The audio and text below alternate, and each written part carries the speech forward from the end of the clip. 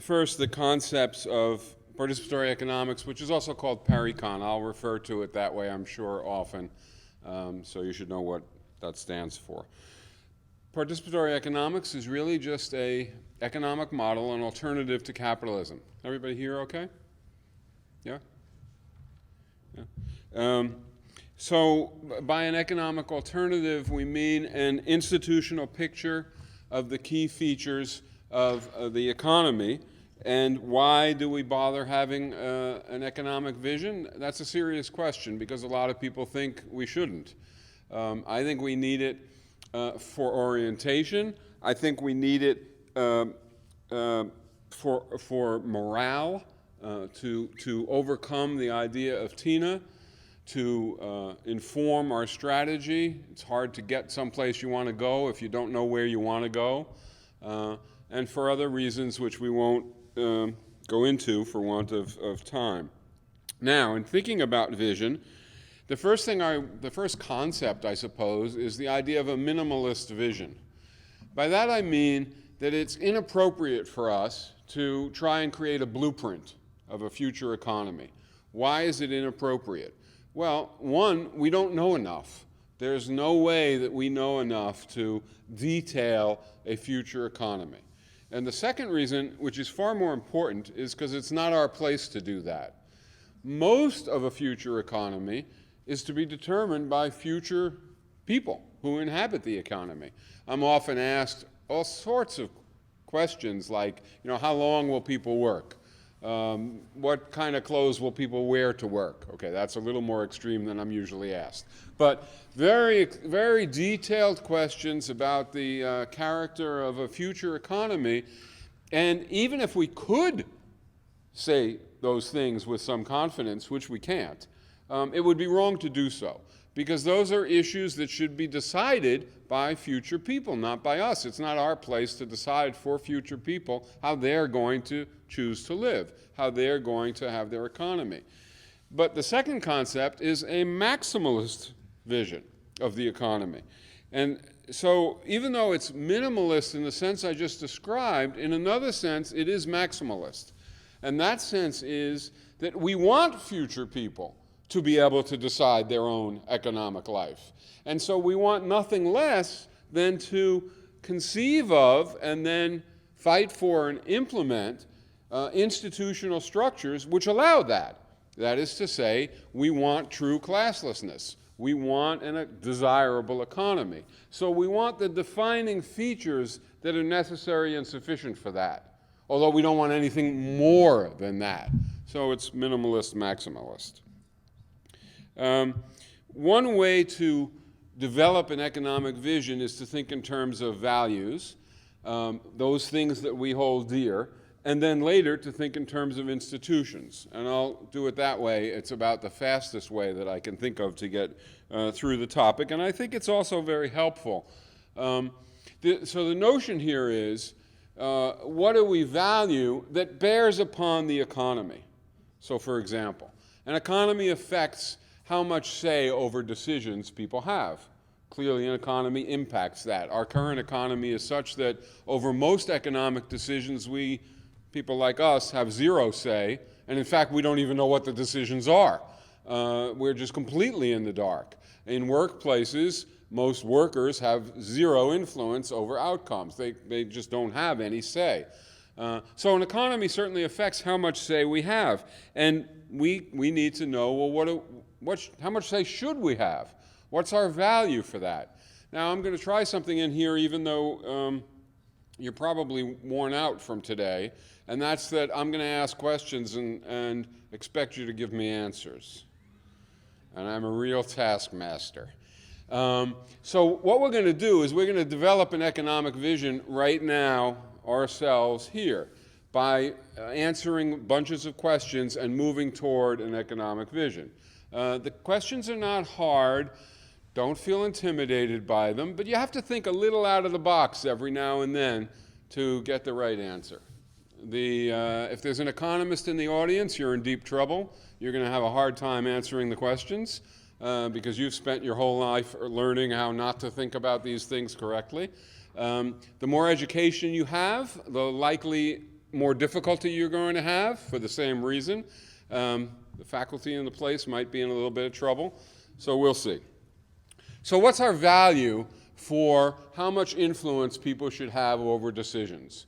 What is it that we value for that? What's the first obvious word that comes to mind here in France or in the United States? What's our, what is it that we think should be the appropriate solution or value vis-a-vis decision making? Anybody? Liberty. Liberty? No. Freedom is a possible answer, yeah. But, hello? The obvious answer is what we all call the political system in these societies. Democracy. Okay, so the obvious answer is democracy, which means what? This is another problem with giving an answer. What does it mean? Being able to speak up. Certainly it does not mean that. Now, I'm going to be hard on you folks, right? We use these words all the time. Democracy does not mean being able to speak up. That would be free speech. What does democracy mean? Self-government? Ruled by the people? Much more specific than that. That is not, no. What is democracy? Huh? Well, democracy is each person gets 37 votes, and we tally by, what's democracy?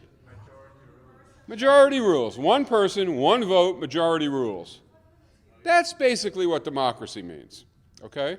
And that's what a great many people would say is our value for the influence we should have over decisions. Let's test that. Let's make believe this is a workplace, okay? So this is the perfect test.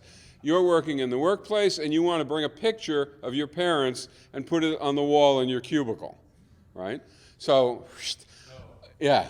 So this is the workplace. We each have a little cubicle in the workplace. In yours, you want to put a picture of your parents, okay?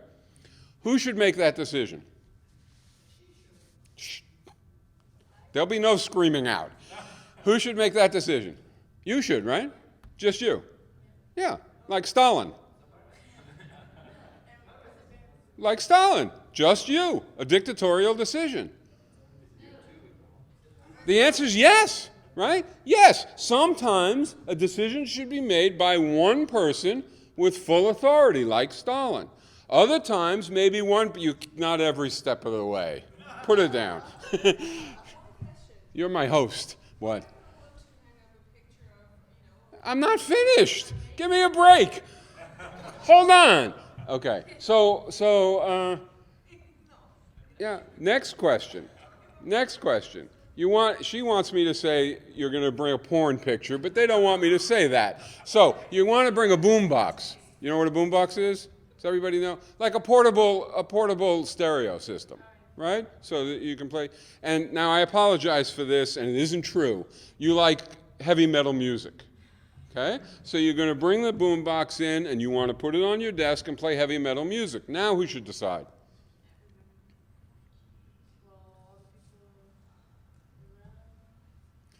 You see that person all the way back there? He works in the next building, and he can't hear it no matter how loud you play it. Should he have a say? No. So all the people who can hear it and are affected by it. Okay, so now instead of spending 10 years in a philosophy trying to figure out what our value is for decision making, we're done. Our value is called self-management, and what it is we should have a say in decisions in proportion to the degree we're affected by them. Right? And that's what we gravitate toward. That's a natural outcome, and it's one that you can implement for everybody. Notice, that doesn't mean you get to do whatever you want. Because if you get to do whatever you want, you can do something that's going to prevent others from doing whatever they want.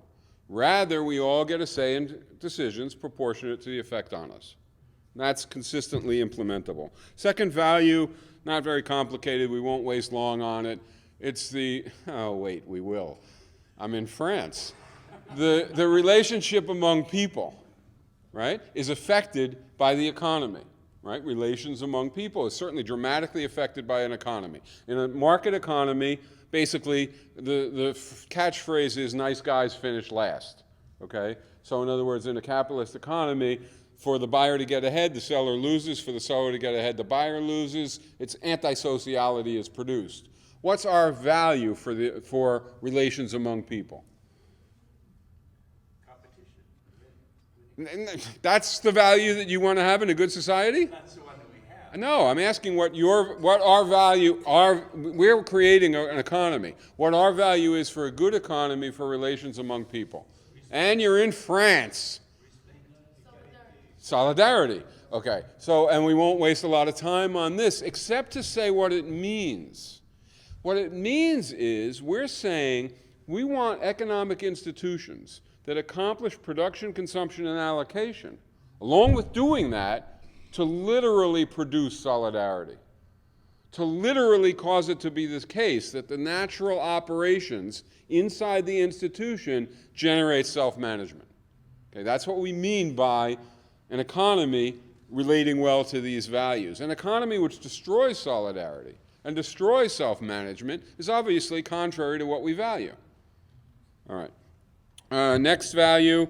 An economy affects the range of options that are at our disposal, right? The range of choices that we have. And what's our value for that? Diversity. We're just on such a roll now. Okay, so diversity is our value for that. And if the economy homogenizes, as typical society does, it's contrary to our values. The reason we're whipping through solidarity and diversity is because nobody in here knows anybody, I don't believe, who would say, other things equal, I would like an economy which makes us antisocial or which homogenizes everything. These are not very controversial values. Self-management we'll come back to in a second because it is. All right, let's do that right now. Margaret Thatcher is with us tonight. She's sitting in the corner back there. She, of course, believes no alternative. There is no alternative, so she thinks I'm a lunatic. I'm wasting your time and my time. And at every opportunity, she's going to explain why what I'm saying is idiocy. So Thatcher thinks self-management is crazy, right? Why does she think self-management is crazy? Self-management, remember, is that people have an influence over decisions in proportion to the degree they're affected by them. So why does Thatcher think that's absolutely ridiculous? Because we're lazy and greedy. She may think that, but no. Why does she think that having self-management would be disastrous for our economy? We don't know what we're doing. We don't know what we're doing. What Thatcher would say is some people are really good at making decisions. Most everybody is terrible at making decisions. The experts have to make the decisions. Okay, the first thing to notice is that that's an argument also against democracy. If Castro's the best decision maker, it's an argument for dictatorship. But we'll ignore that. The idea here is that expertise matters. Let's make believe in our workplace we're going to paint the walls. Okay? There's 4 cans of paint on the desk, and we have to choose among them. And they're 4 different colors, but this can of paint has lead in it, okay? And you're a chemist, and it's 40 years ago. And you're the only one in the room that knows that lead paint is deadly. You're the only one.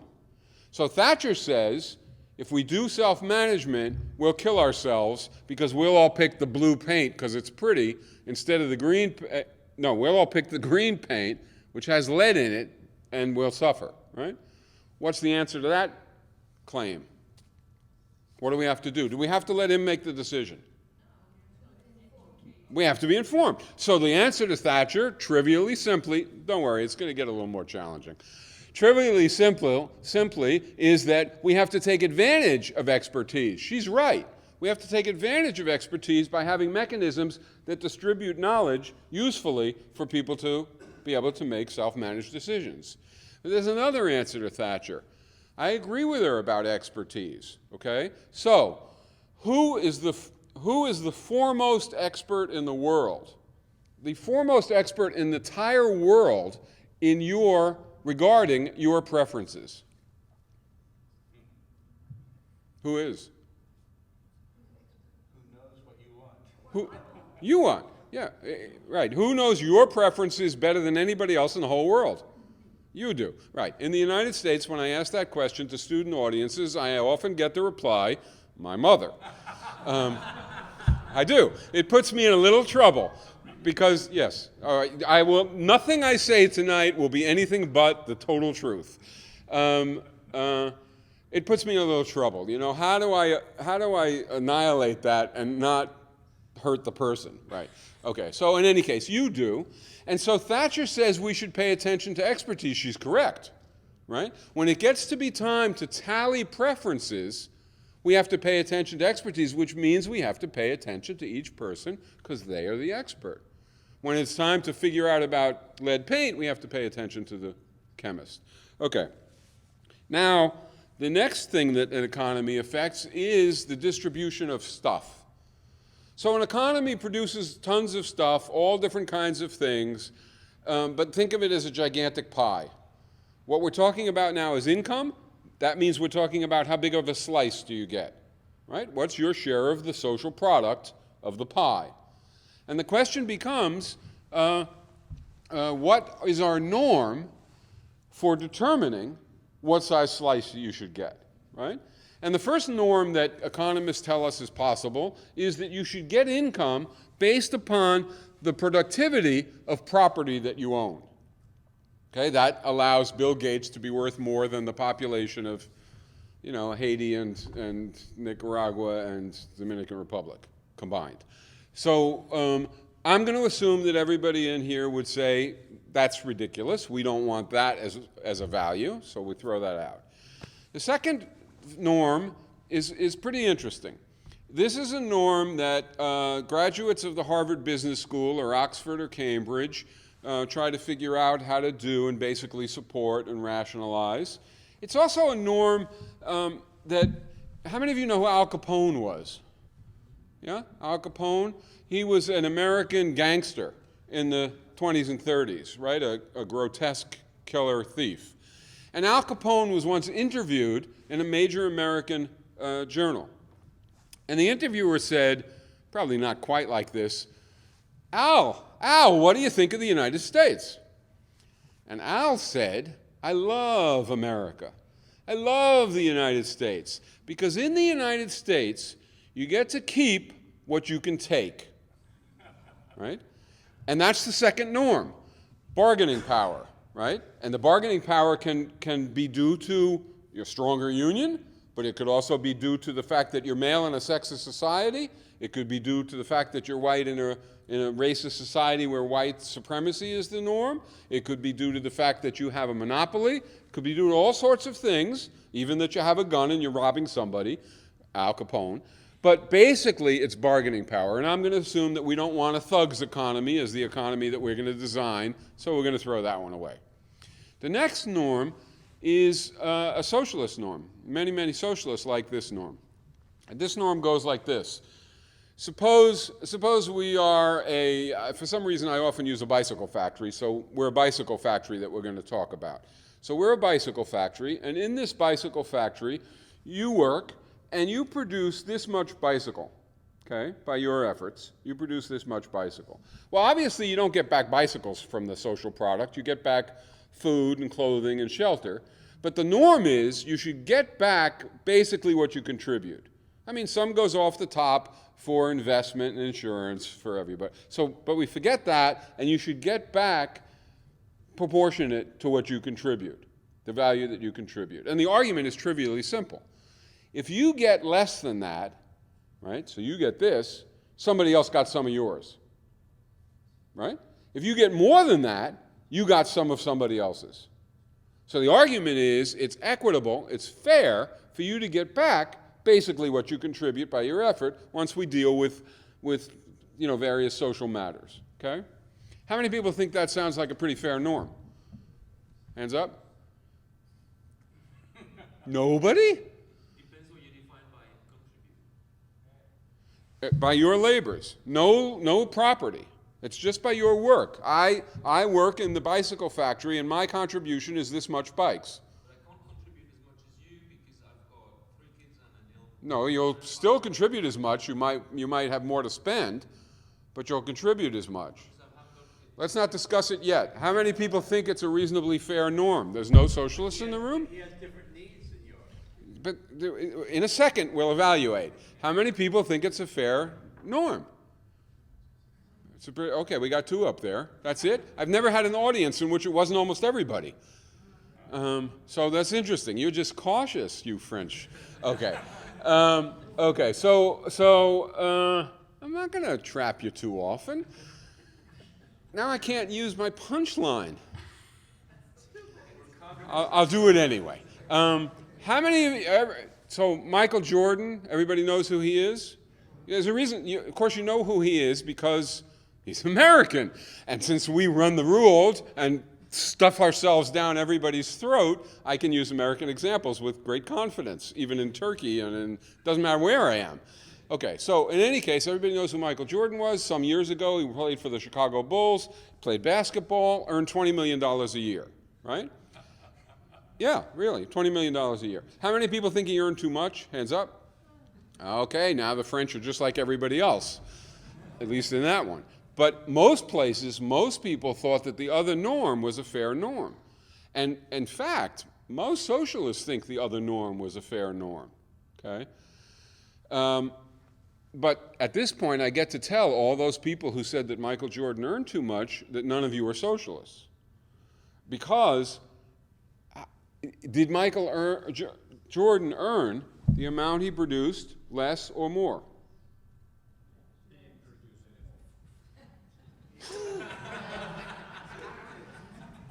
Now we have to learn a lesson. The fact that you don't like basketball, I assume that's the case, doesn't mean that Michael Jordan produced nothing of value. Because it just so happens that I and a gazillion other people love to watch Michael Jordan play basketball and get fulfillment out of it, right? And that's what counts. And Michael Jordan's contribution to the social pie was way above 20 million. Way above 20 million a year. So who else got some of it? The owners of the Chicago Bulls. Who else? The TV broadcasters, that's it for you. Who else? Nike, right? Okay, so we're on track, but why did they get some of it? Hello? What was the last norm that we had before this one? The one we dumped, huh? Exactly, bargaining power. And the reason why the owner and Nike and the TV stations get a lot is because they've got the power to take it. Michael only had enough power to get $20 million a year. He couldn't take more. There was more to be had, but others got it, right? Okay. So now the problem is, why is this norm not a good norm? Well,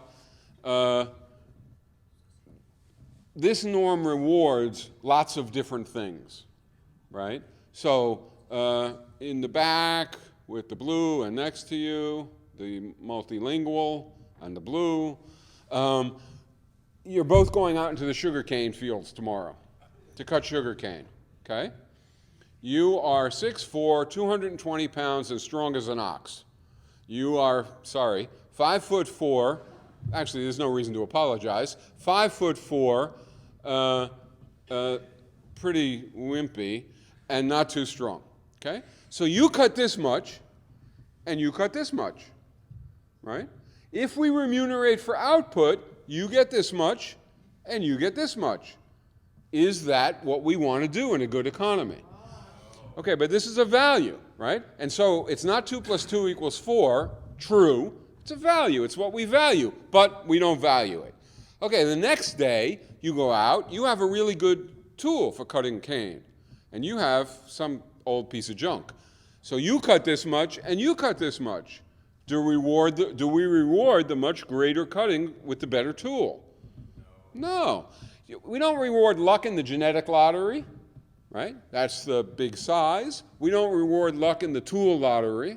So what do we reward? So now we get to the value. We have solidarity, diversity, and self-management. I want to call this one equity. And this one is, we remunerate, that is, you get income for the duration, how long you work, for the intensity, how hard you work, and for the onerousness of the conditions under which you work, as long as you're doing socially valuable labor. That last thing is very important. The hedge fund manager would get Huh? absolutely nothing. The what? The hedge fund manager then would get nothing. Not nothing, but not much, right.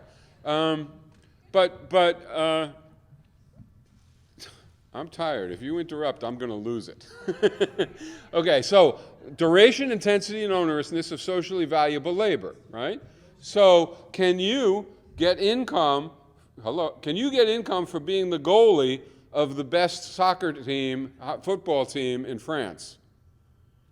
No, because it's not socially valuable labor.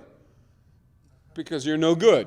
I have to assume that. I apologize. I cannot get income as shortstop of the Yankees or as a surgeon or for lots of things because I cannot do them to a level that is socially valuable.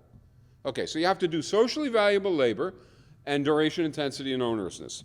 So now we have 4 values. And I actually think those 4 turn out to be enough. We don't want too long a list. If we have a list of 100 values, it's going to be very hard to think.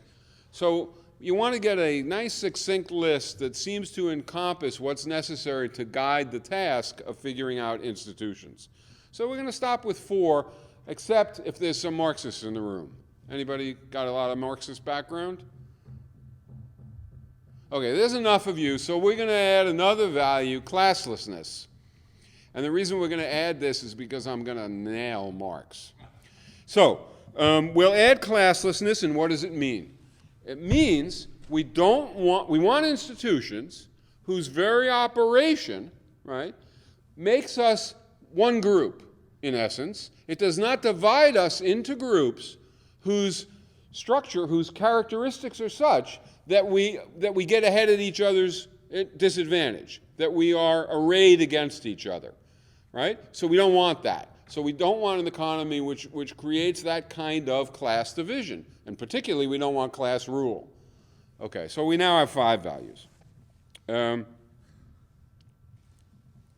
right, so now we're a workplace. And we're going to start to figure out the institutions of a good economy. Seemingly an impossible task, which we will finish quickly. And I want you, what we're doing is not abstract. So for instance, if we were all friends, maybe we'd be forming a co-op. And the exact questions we're going to ask confront a co-op. In Argentina, some years ago, the economy was a mess. And in about 400 factories, the owners decided, I've had it, I'm not making enough, I want to sell. And the workers decided, no, you're not going to sell. And the owners decided, yes, I am. And the workers decided, no, you're not, and they took the factory. Okay? So the workers in about 400 factories took over the factories in Argentina. They didn't buy them. No, they didn't buy them at all. But they also didn't rise up against owners per se, right? In other words, there were owners who wanted to sell. And those were the factories that were taken over in order to prevent the workers from losing their job. Also, when the owners, just for future reference, we'll need this shortly, when the owners left, so did the accountants and the managers and the engineers and a whole array of people of that sort, which we're going to figure out what that sort is pretty soon. Okay, they left also. Okay, now back to us. We want self-management, which means, is there anybody here who's not going to be involved in at least a reasonable number of the decisions? Remember the norm. You're involved in decisions in proportion to the degree you're affected. So obviously, we're all going to be affected by lots of decisions in our workplace. So we need a venue where we can all participate. That's called a workers' council, right? But then, you know, the 4 of you might be a work team, and every once in a while, actually fairly often, the 4 of you will confront a decision, an option, and within the rubric of the overarching options, the 4 of you will make the decision. So the institution is trivial. It's workers' self-managed council. And we also need one on the consumption side, although we're not going to have time probably to talk about that. So we want a workers' self-managed council as our first institution. Not very controversial. All those 400 factories set them up, right? There's nothing very original there. And most co-ops set them up. That is, they have a room where everybody meets together and, you know, engages in. Usually it's democratic. But after a while, people begin to discover that self-management makes more sense. For instance, it turns out that if the temperature in this room goes below 75 degrees, you'll die. and we're trying to decide what to keep the thermostat at, right? Clearly he gets more votes, right, than the rest of us. That's self-management, because he's way more affected, right? We might want to have an air-conditioned room for him, or a heated room for him, but nonetheless, he's got a lot to say, you see? All right, so we have a worker self-managed council in our workplace. Now we do, and that means sometimes, a lot of times, the decisions are democracy. One person, one vote, majority rule. But sometimes they are consensus. And sometimes they are, you need 2/3. And sometimes they involve long deliberation and sometimes short deliberation. The idea is those are all tactics for attaining self-management, which is the principle. Actually, there was a question earlier today that unless I heard wrong and got the translation wrong, somebody asked what the difference was between consensus and democratic centralism.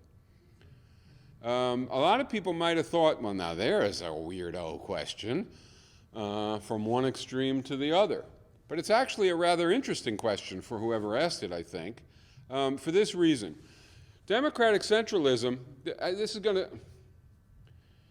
remind me about this when we get to IOPS, because it'll come up then. Okay, so equitable remuneration, we remunerate for duration, intensity, and onerousness of socially valued labor. Now, in all those 400 factories in Venezuela, in Argentina, they equalized income of everybody, right? So that's what you do first, and then after a while, you realize you want to work extra because you want to get a new something or other, so you want to work a little longer, and they realize that's fair, right? That's fair, and you don't care about extra stuff. You care about leisure. You want to work a little less. People realize that was fair, less work, less income. So it moves towards our norm of equitable. Starts out equal, moves towards our norm of equitable. Okay, so we've got this now, and suppose we keep the corporate division of labor, right? So we keep the old division of labor. Well, the first question is, what is the old division of labor? So what is the division of labor that characterizes corporations as we know them in our societies, yours and mine, and for that matter, the old Soviet Union too? What's the division of labor? How do you describe it? The harder you work, the less you pay. That's not a division of labor, but that is absolutely true. You work harder, you work under worse conditions, and you work longer, and typically you get less income. The reason is because power affected your income, and it also affected those other things. Because you had no power, you got stuck on both ends, right? Okay. You were going to say? What? What do you say? Vertical. Sort of like a fireman's pole? That's not, in other words, okay, but that just tells us that it's a hierarchy. Okay, so we all know that, but that doesn't tell us what the critical factor is in the definition of that hierarchy, in the nature of that hierarchy. Is it all the people who have long hair at the top and the short hair at the bottom? No. So then what's going on? People, well, yeah, we know that that's part of it. Who else is up there? Managers? The owner is gone. We've already got rid of the owner. Remember, we got rid of earning income from property? Owner's gone. Owner was gone in Argentina, and owner is gone in our co-op. We don't have to worry about owners. If any of you are owners, your life just changed. So, what did you say? All right. So, manager, who else? Well, what's an expert in a workplace? The accountant, the engineer, etc. Okay, now, if you had to say one thing, this is maybe the only hard, if you had to say one thing that characterizes the difference between those folks and another set of folks, who I'm going to call the working class, right? 80%, what is it? What?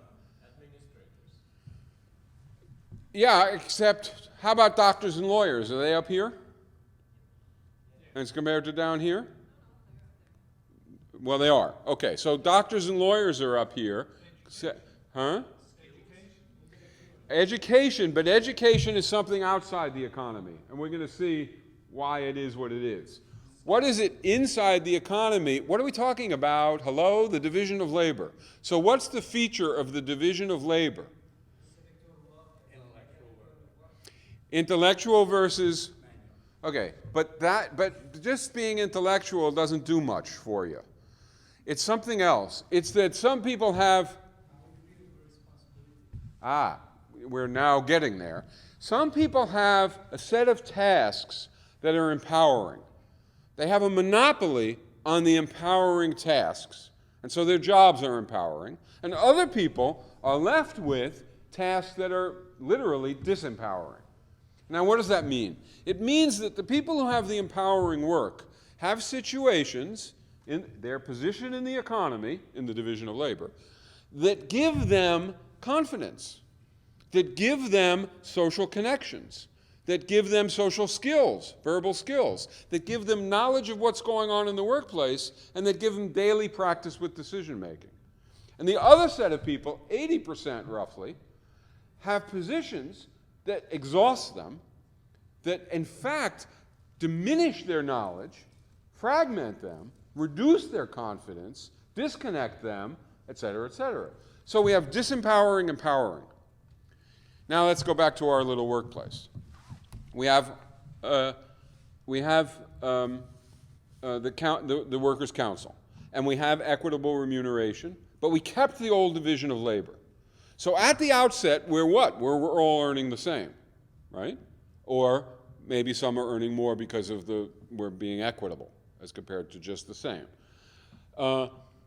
But these, from here over, have all the empowering tasks, okay? So you guys, 2, 4, 6 of you, have all the empowering tasks, and the rest have the disempowering tasks. So we come together in the Workers' Council. Who sets the agenda? They do. Who does all the talking? Who's bored? Okay. And so what happens over time is bored and alienated, excited and woo, and slowly but surely absent, right? Because you're exhausted and you just want to get home, present. And at that point, now put yourself in the role, what do you guys decide? What do you decide? And? Yeah. So you improve. For who? I got to get that last thing in there. For who? For who? Baloney. For you, right? So it's better pay and better conditions for you because you got to get it from them, right? So you're getting it from them. So less pay for you, right? Because there's only so much pay. So less for you, more for them. Okay, now I want to say this is a class distinction, right? I want to call them the coordinator class, right? Now somebody might disagree with that, but I'm saying that there's an economic structure which creates, and now I want to tell you a little story. I'm in Argentina, and I'm in a room with 50 individuals. Each one of them is a representative, it wasn't exactly 50, but roughly 50. Each one of them is a representative from one of those occupied factories, okay? And so before the meeting starts, I'm supposed to talk to the group. And before the meeting starts, everybody's sort of energetic and excited because, after all, they're in a room with people like themselves who occupied factories who they don't know. So they're getting to schmooze and so on and so forth. The schmooze, that's not a French word. Jabber, if that's what you want me to say. Schmooze is a little more, nice. Okay, so in any case, the meeting starts, and we start going around the room. And the first person talks, and the second person. By the time we get to the third person, that nice, light, happy air has diminished, and it's pretty calm. By the fifth person, it's pretty deadly. And by the seventh person, there are a lot of people in the room crying. Now again, this is, I don't make things up. This has happened, okay? And the seventh person says, I never thought I would say anything like this. I can't imagine that I would say this, but maybe Margaret Thatcher was right.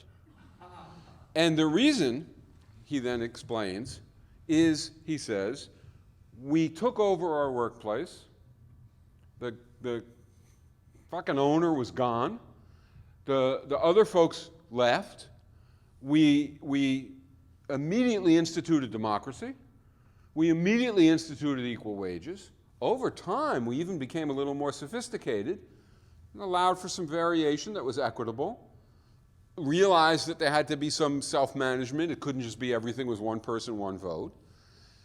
And now all the old crap is coming back. That's what the person said. It's getting alienated again.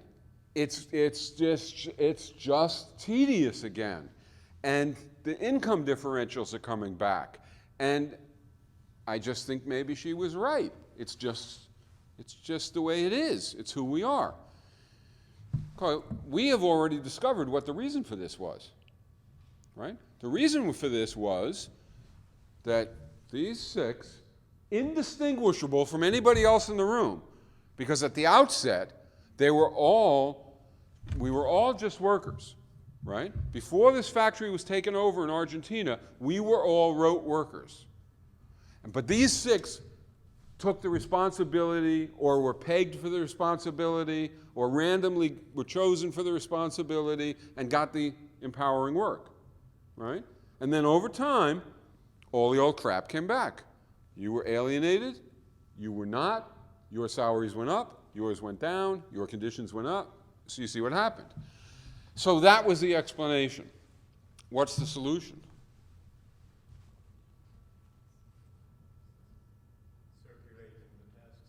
Circulating them. In the US, the word is rotate, and that's always the first thing anybody says. Rotating the task. Perfectly reasonable, except, well, let's do it this way. So, do you use the word ghetto in France? Okay. So imagine ghetto, not, what do you call a nice neighborhood? A wealthy neighborhood. Okay, so wealthy neighborhood, ghetto. We're going to solve the problem. We'll rotate every so often. So a couple of days a month, the people in the ghetto will go to the nice neighborhood, the people in the nice neighborhood will go to the ghetto. Is it going to solve the problem? What's going to happen, if anything? What? Well, I'll tell you what I would do. If I leveled over here in the ghetto, we're going to have some redistribution of wealth. Because when I go over here, I'm going home with some stuff. But it's not going to solve the problem, because I still live in the ghetto and they still live in the rich neighborhood. So rotating doesn't really do it. What does? Change the division of labor. How? But it's not just rotating, because we just saw if you're just slumming, in other words, if it's, what do you have to do? Everybody needs to do a bit of both. Yeah. Before they became rich, you have to do it before. Huh? You have to rotate before they take power. Before the ghetto gets eaten, prevent. Okay, but in any case, what you have to wind up with is what? Distributing the power. Yeah, you have to redistribute the empowering work, because it's the empowering work that's the issue here, right? It's the empowering work that conveys the power that causes them to, it also causes them to view themselves weirdly. So after they lower the wages over here and raise them over here, the next morning they get up and they look in the mirror, right? So you look in the mirror. Do you say to yourself, oh man, I'm a smart ass. I stole the empowering work, I waited them out, and now I've stolen their income, and I've stolen the good conditions. Aren't I smart? Do you say that to yourself? Or do you say to yourself, boy, am I smart and responsible. I deserve it. It's the appropriate thing to do for the well-being of all humanity. You say the latter. And here's a real, which I don't want to argue about. It's much worse. These folks, and there's probably some in the room. It doesn't make you the bottom of the earth, right? But many people who are on this side of this divide, who are in the coordinator class, actually think they're doing the working class a favor when they lower the working class's income. I mean, how could that be, right? That just seems ridiculous. But I believe it's true. And the reason they think it is the same reason, we're back to the family.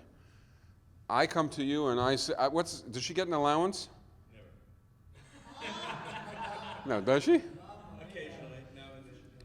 Do you get an allowance? Sometimes when they don't forget. Okay, so let's say your allowance was, what's a reasonable allowance nowadays? I don't know. Oh, a couple of dollars a week.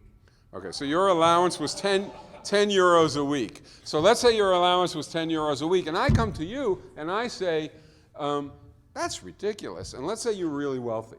Okay, We're in Never Never Land now. So you're really wealthy, and I say to you, you should give her 500 euros a week. And you go off and think about it. And you think to yourself, that's ridiculous. If we give her 500 euros a week, she's too young to appreciate it. It will be a tremendous strain on her trying to figure out what to do with it. After she's done it, she'll feel guilty about it. So we don't want to do that. And that's the way the coordinator class views the working class. Very paternalistically, right? And because that's the role, right? Okay, back to where the hell was I?